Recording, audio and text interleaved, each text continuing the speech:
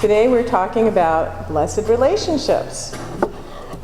So as we've seen in April, some Aprils it rains a lot and some Aprils it doesn't. But this month, it really has. We've had quite an exhibition of showers, and we're turning our attention to April showers, but these are the showers of God's blessings that are always pouring down upon us, through us, from us, and back to us, if we but open our hearts to experience them. Today we're going to explore the blessings that are available to us if we open our hearts to them in the context of relationships. You know, those one-on-one interactions that we have with all of the other human beings out there. In the Science of Mind textbook, page 383, Ernest Holmes said, "Life is a blessing or a curse, according to the use we make of it." We could also say that relationships are a blessing or a curse, according to the use we make of them, could we not? Reality check. Does anyone here have relationships that, well, let's just say, don't exactly feel like blessings? Anybody have any relationships like that at this point? Where we really don't feel very spiritual when we're with them? Who do we have challenging relationships with? Hypothetically, of course. Just think about this. Just think about who we might have a challenging relationship with. Perhaps somebody at work, perhaps a family member, or someone you're not getting along with. How about our politicians? How about someone that is making laws or doing something that really kind of goes against your grain? What about ourselves? Sometimes do we have issues with the relationship we have with ourselves? I know that sometimes I can be very, very hard on myself and not the most loving. Let's just put it that way. So what if, for all of these challenging relationships, we constructed bridges instead of walls? What if we built each other up instead of tearing each other down? And what if we formed circles to include rather than fences to keep out? What kind of relationships would we have then? What kind of world would we have then? And seriously, if you broaden it all the way out to North Korea, to Iran, to Syria, stop building the fences and start creating circles. I think we might say that we would be very blessed, wouldn't we? And I was thinking about this, and I was thinking about when I was writing this, I had the question, what if we formed circles to include rather than fences to keep out? And that was the question I was thinking about. I found this little poem, a little limerick, that I wanted to share with you, and this is thanks to the miracle of Google, right? I love the internet too. This is Edwin Markham who wrote this, and he says, "He drew a circle that shut me out, heretic, rebel, a thing to flout. But love and I had the wit to win, we drew a circle that took him in." So my question is, how do we, and love, perhaps should I say, how do we as love draw a circle to create blessed relationships? Well, before we looking at some ideas, I want us to look briefly at the concept of love. What is love really? The New Testament says that God is love.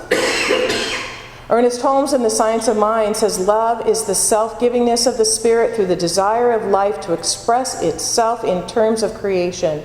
Love is free from condemnation, even as it is free from fear. Love is a cosmic force whose sweep is irresistible." Brother Ishmael Tita says, "Love is seeing the good and the divine in yourself and in all of life." And the author of Real Love Books, Greg Bayer, says, "Love is desiring the happiness of another without regard for what you will get in return." Or someone else took that idea a bit deeper. Love is the condition in which the happiness of another person is essential to your own. So the last two I really, really like and can wrap my head around. It's where the blessings begin to fall like manna from heaven, when you can get in that space. So about this kind of love, Hafiz, a Persian Sufi master who lived in the 14th century, said, "Even after all this time, the sun never says to the earth, 'You owe me.' Look what happens with a love like that. It lights the whole sky." I don't know if you've read any of the Sufi poems and Rumi, and they're just beautiful. So I understand that kind of love completely at the level of spirit. When you're meditating, when you're in that place of love and pure joy, you really feel the love of spirit. And then you bring it back to this place and it changes, doesn't it? It is God's only desire for us to be happy. God showers its love and blessings and goodness, etc., down upon us at all times without question, without demand, without requiring or even asking for anything in return. It's always available and nothing is expected of us in return at all. So that really is truly the definition of grace. Ernest Holmes says, love points the way, and my SOM students, law makes it happen. Love points the way, law makes it happen. Law makes the way possible. But then, how does this apply down in the trenches? It's great when we're at that spiritual and enlightened level, but how do we bring it down to where we are in the trenches here, at the human level? As Lucy from Charlie Brown says, I love mankind. It's people I can't stand. The scripture I quoted a moment ago has a phrase before it that says, he who loveth not knoweth not God, for God is love. So again, he drew a circle that shut me out, heretic, rebel, a thing to flout, but love and I had the wit to win. We drew a circle that took him in. So, now that I've defined love, how do we draw a circle of love around our relationships? Someone once said, love is not for lazy persons. To exist in its fullness, sometimes it demands a very precise and strong gestures. So today I want to give you 5 very precise and strong gestures, and then we're going to practice creating a very precise and strong circle of love. Are you ready for it? Yeah? Okay. Let's get going, and be prepared to have all of your relationships blessed. As we look at allowing love to point the way so that law can make it happen. The 5 ideas that I'm going to come up to use come from the letters of the word circle, C-I-R-C-L-E, to help us remember. Okay, and because I know you're a really sharp group, especially you, Thelma, you're probably thinking that I can't count or I can't spell, because circle has 6 letters, and I'm talking about 5 ideas. You did that. Well, hang with me. I know what I'm doing. We'll get to that part. I'm going to start with C, the first letter of circle, compassion. Having an understanding and empathy for another person's feelings and experience. Of Jesus, Ernest Holmes wrote in The Science of Mind on page 368, humble in his humanity, compassionate in his tenderness. He let the Great Spirit speak through him in words of love and sympathy. He proclaimed his divinity through his humanity and taught that all men are brothers. No one ever lived who valued the human soul more than Jesus, for he knew it to be the personification of God. So being compassionate means to listen without judgment, without analyzing, or without trying to fix it. It's not always easy, is it? Being compassionate means asking, how can I understand this better? Being compassionate means to look at every act of another human being as a call for love. Not really easy when you're looking at what happened in Modesto recently, or what happened to the gentleman in Florida, or any violence or act of anger or hatred anywhere. It's hard to focus on love and pull in those feelings of compassion. But remember that story I told you, it was a while back, about the tribe in Africa that believes that each soul has its own vibration, its own harmony, its own song. Do you remember that story? That it expresses, their song expresses their unique flavor and their unique purpose. So when a woman in the tribe knows that she's pregnant, she goes into the wilderness with a few friends, and together they pray and meditate until they hear that song of the child. And then when they're all attuned to it, they sing it. They sing it out loud. And then they return to the tribe and they teach it to everyone. Everyone has their own song. And when the child is born, the song is sung. And when the child enters education, the song is sung. And when the child passes through the initiation to adulthood and at the time of marriage, the song is sung. And in fact, any time that there's a significant transition in this person, this this person's life, including when their soul is ready to leave this world, the song is sung. And there is one other occasion which the villagers will gather to sing the person's song. If at any time during their life the person commits a crime or a negative social act, the person is called to the center of the village, and the people in the community form a circle around him or her, and then all the villagers sing their song to them once again. Because you see that the tribe recognizes that the correction for antisocial behavior is not punishment. It is love and the remembrance of identity. And that's what the song does. The song helps them to remember who they are. And that is compassion personified. So we've done C. Then there's I and R. And with your permission, I'm going to wait and do that a little bit later. We're going to jump to the next C, which is commit to yes only if you really mean it.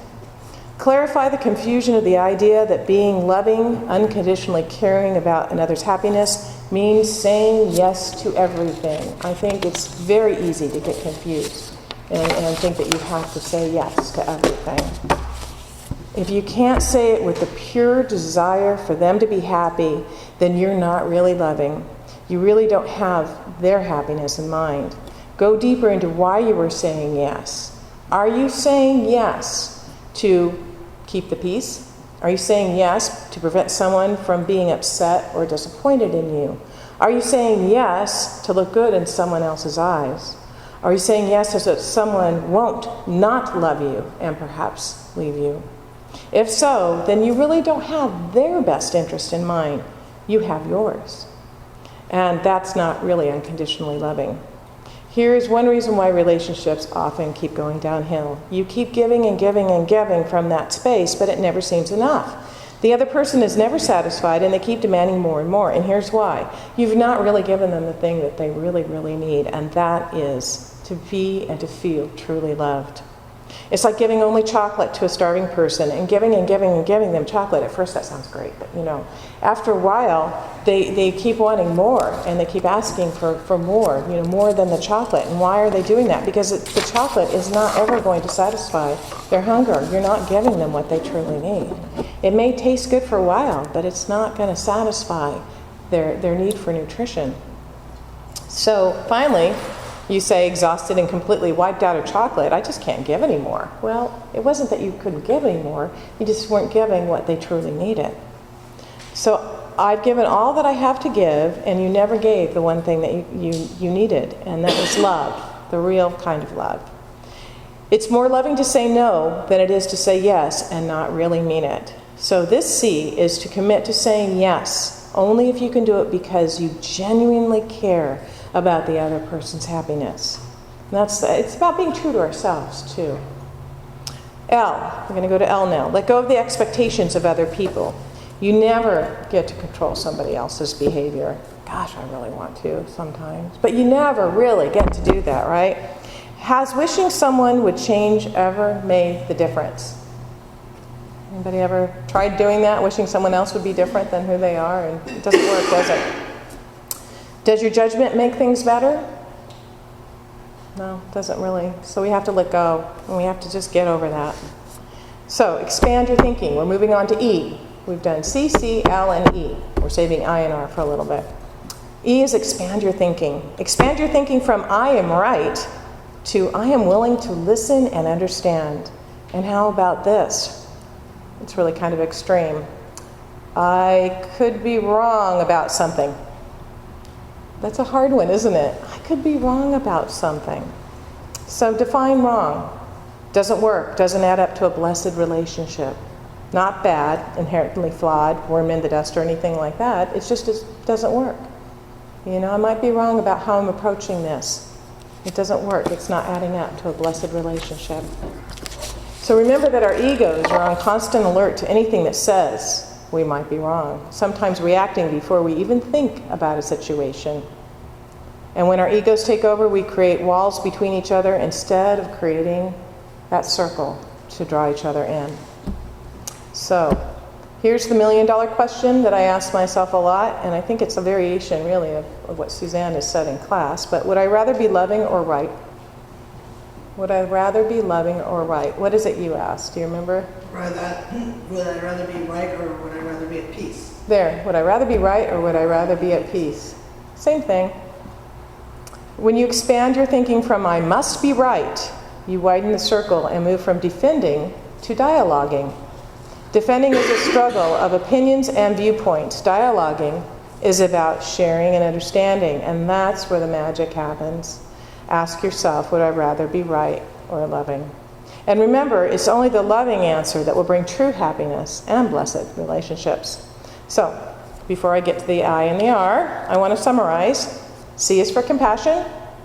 The next C is for commit to saying yes only if you can truly desire the other person's happiness. L is to let go of expectations. And E is to expand your thinking from having to be right. So, this is where we get to the I and the R. Anybody have an idea what I and R stand for? It's I'm responsible. Yeah. I'm responsible. I saved this for last because this is the biggie. This is it. I'm responsible. Taken together, not blaming in a blaming negative way at all, but the fundamental belief of science of mind is that we are responsible for our own experiences, and that can be scary sometimes. Ernest Holmes says life is either a blessing or a curse depending on what we make of it. So I've talked about the following concept before that I'm going to share to illustrate the I'm responsible, because this takes it to a whole nother level. But I found this article by Joe Vitale, and he was in The Secret, if you remember that movie, and I found that he explained it very well. So he wrote this in first person, and I'm going to read it. Several years ago, I heard about a therapist in Hawaii who cured a complete ward of criminally insane patients without ever seeing any of them. This is Ho'oponopono. I'm sure most of you have heard this. The psychologist would study an inmate's chart and then look within him to see how he created that person's illness. As he healed himself, the patient healed. When I first heard this story, I thought it had to be an urban legend. How could anyone heal anyone else by healing himself? How could even the best self-improvement master cure the criminally insane? It didn't make any sense, it wasn't logical, so I dismissed the story. However, I heard it again a year later. I heard that the therapist had used a Hawaiian healing process called Ho'oponopono, which means taking total responsibility. I had never heard of it, yet I couldn't leave it, it just wouldn't leave my mind. If the story was at all true, I had to know more. I'd always understood total responsibility to mean that I am responsible for what I think and do. Beyond that, it's out of my hands. I think that most people think of total responsibility that way. We're responsible for what we do, but not what anybody else does, right? But there really is another way of looking at this. The Hawaiian therapist who healed those mentally ill people would teach me an advanced new perspective about total responsibility. His name was Dr. Aialeakala Hugh Len. We probably spent an hour talking on our first phone call. I asked him to tell me the complete story of his work as a therapist. He explained that he worked at the Hawaii State Hospital for 4 years. The ward where they kept the criminally insane was dangerous. Psychologists quit on a monthly basis. The staff called in sick a lot or simply quit. People would walk through the ward with their backs against the wall, afraid of being attacked by patients. It was not a pleasant place to live, work, or visit. Dr. Len told me that he never saw the patients. He agreed to have an office and to review the files, and while he looked at those files, he would work on himself. As he worked on himself, the patients began to heal. After a few months, patients that had to be shackled were being allowed to walk freely, he told me. Others who had to be heavily medicated were getting off their medications. And those who had no chance of ever being released were being freed. I was in awe. Not only that, he went on, but the staff began to enjoy coming to work. Absenteeism and turnover disappeared. We ended up with more staff than we needed because patients were being released, and all of the staff was showing up to work. Today, the ward is closed. This is where I had to ask the million-dollar question. What were you doing within yourself that caused those people to change? I was simply healing the part of me that created them, he said. I didn't understand. Dr. Len explained that total responsibility for your life means that everything in your life, simply because it is in your life, is your responsibility. In a literal sense, the entire world is your creation. Whew, this is really tough to swallow. Being responsible for what I say or do is one thing, but being responsible for everyone in my life, what they say and do, is quite another. Yet the truth is this: if you take complete responsibility for your life, then everything you see, hear, taste, touch, or any way experience is your responsibility because it is in your life. This means that terrorist activity, the president, the economy, or anything you experience and don't like is up for you to heal. They don't exist, in a manner of speaking, except as projections from inside of you. The problem isn't with them, it's with you. And to change them, you have to change you. And this is, we're looking at cause and effect, aren't we? We're reacting to effect, and the only place where anything can change is in cause. And where is cause? It's within us. So it's like, wow, okay. I know this is really tough to grasp, he wrote, let alone accept or actually live. Blame is far easier than total responsibility, and sometimes kind of fun, I know that there are groups of people that get together and they kind of have fun pointing the finger at, look what they did, look what they did. But as I spoke with Dr. Lin, I began to realize that healing for him and in the Ho'oponopono practice means loving yourself. If you want to improve your life, you have to heal your life. If you want to cure anyone, even a mentally ill criminal, you have to do it by healing you.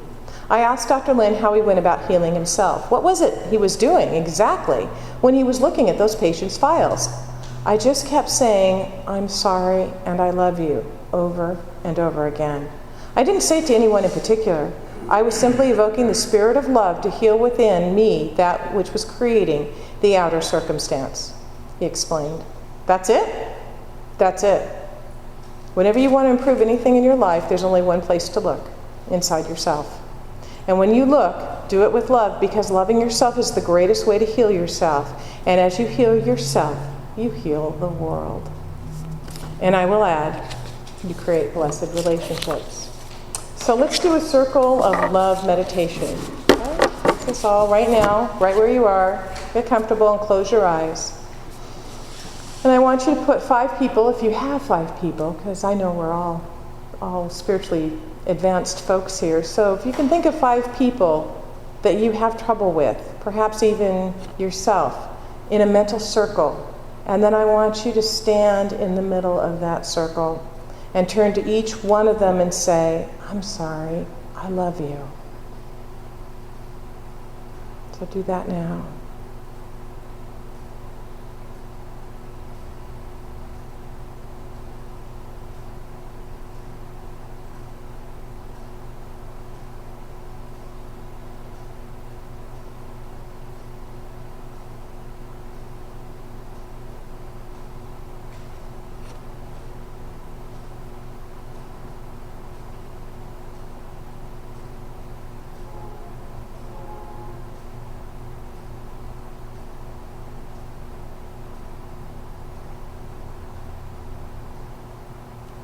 And when you're done, come back.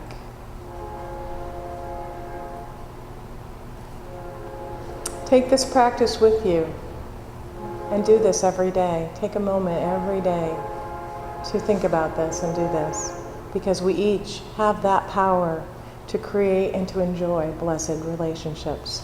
And so it is.